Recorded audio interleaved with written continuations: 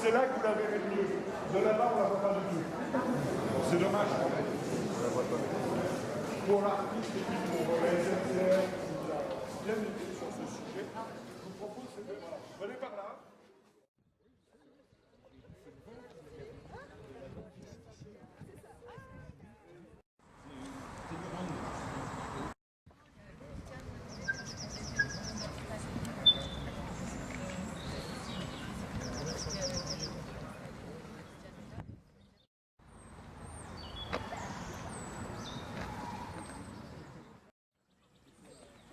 Alors on a 8 artistes, 8 sculpteurs pour cette 3e édition du parcours. Et également une 9e sculpteur qui se joint à nous, Christiane Müller, pour la serre du jardin botanique. Tout le monde est là? Regardez la belle brochette. Alors je remercie maintenant chaleureusement Monsieur le maire, Guy Lefranc, ses élus, Irène Guillotti, Jean-Pierre Pavon, Madame Eva de Villiers, le groupe Candor, BESB. Alors là, c'est un partenariat un petit peu particulier. C'est un bureau de structure bois qui nous a aidés pour la conception de 2 œuvres. Le projet il est porté pendant 1 an. À vous de le transmettre à tout le monde. Nous avons accouché ensemble. C'est ça. Maintenant, il va falloir faire grandir le bébé. Bien. Rapidement, parce que je pense que ce qui nous intéresse maintenant, c'est de voir l'ensemble des œuvres de ce parcours. Je voulais évidemment remercier Julie Borel de nous aider, de nous accompagner, de porter ce projet effectivement important pour la ville d'Évreux. Ce projet, il est important, mais il n'aurait pas pu se réaliser sans tous ceux que vous avez cités, évidemment les artistes, mais je voudrais peut-être insister aussi, comme vous l'avez fait, sur finalement 2 groupes de personnes qu'on oublie parfois un peu dans nos discours. C'est d'abord les employés de la ville d'Évreux et de l'agglomération. Entre les œuvres que nous allons acheter, le travail qui a été mené, c'est vous les habitants d'Évreux, par vos impôts, qui financez ces choses. Et aujourd'hui, c'est des dizaines et des dizaines de milliers d'euros qui ont été investis par les impôts locaux, par vos impôts, pour réussir ça. J'en suis fier. Je pense que nous avons bien fait de l'utiliser à ça. Ça nous oblige à faire des choix. Et la culture, j'y reviendrai à la fin, doit être pour nous un choix et un choix clairement assumé. Mais je crois qu'il ne faut pas qu'on oublie, là aussi, à un moment on nous explique que les impôts locaux ça sert à rien, qu'il faut supprimer les taxes d'habitation et tout, et bien ça sert aussi à ça. Et que le jour où les impôts seront entièrement gérés par Bercy, peut-être qu'il n'y aura pas un technocrate dans un ministère qui aura l'idée d'accompagner financièrement le parcours de sculpture monumentale de la ville d'Évreux. Et donc là aussi, je pense que c'était important de remercier les contribuables, parce que c'est eux qui nous permettent de le réaliser. Alors, je vais vous confier un petit secret, mais on est entre nous, la presse n'est pas là. Je suis très sensible au sens du toucher. C'est peut-être lié à mon travail de médecin. Je suis très tactile. Et je trouve qu'aujourd'hui, on oublie un peu, de plus en plus, l'art est coupé de ces possibilités, de ce sens qu'on n'utilise pas assez.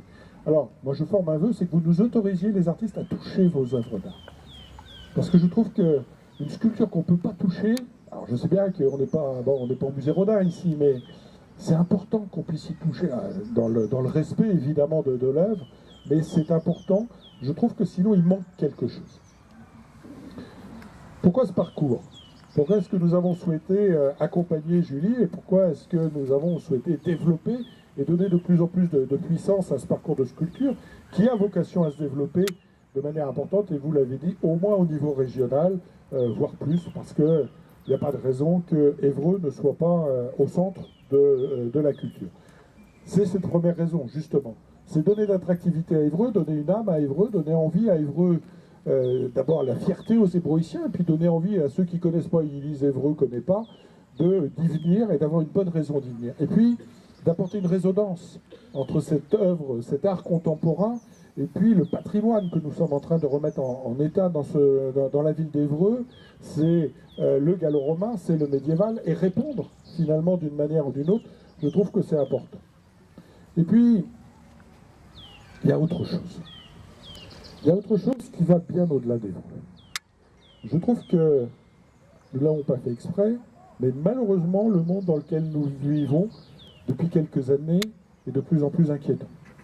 La France dans laquelle nous vivons, le monde dans lequel nous vivons, il est mis à mal par l'inculture, par la barbarie.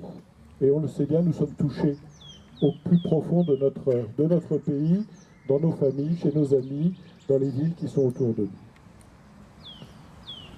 C'est la culture, ce sont les artistes qui nous permettent de mieux lutter contre la barbarie.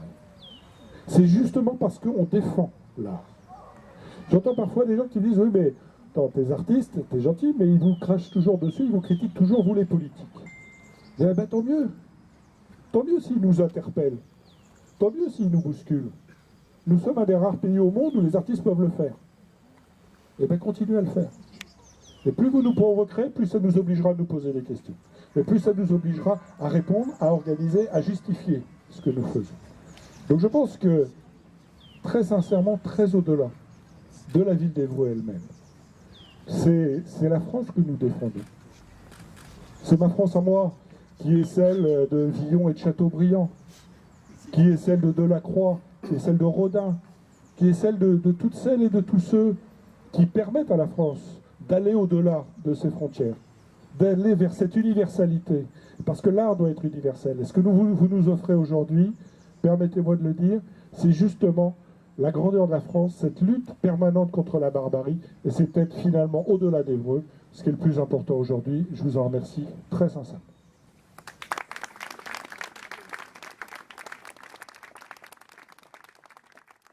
Tout ce qui a été emporté par le vent se retrouve dans l'arbre qui est près du beffroi.